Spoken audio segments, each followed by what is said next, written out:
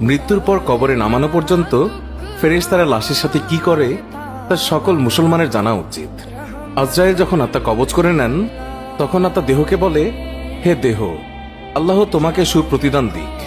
তুমি আমার সঙ্গী হয়ে আল্লাহর আনুগত্যে অগ্রগামী ছিলে, আর আল্লাহর অবাধে ছিলে খুবই পশ্চাৎপদ। তুমি আমার পক্ষ থেকে মুবারকবাদ গ্রহণ করো, কেননা আজ তুমি নিজেও মুক্তি পেয়েছ আর আমাকেও নাজাত দিয়েছ। এইভাবে দেহ আত্মাকে মুবারকবাদ দেয়।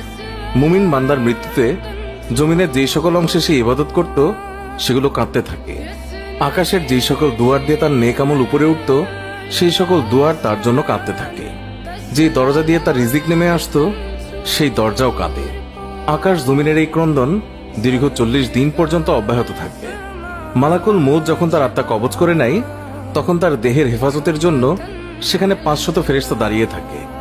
যদি কেউ তার লাশের পাশ ফিরাতে চায় তখন ফেরেশতারাও এই কাজে মানুষের সহযোগিতা করে।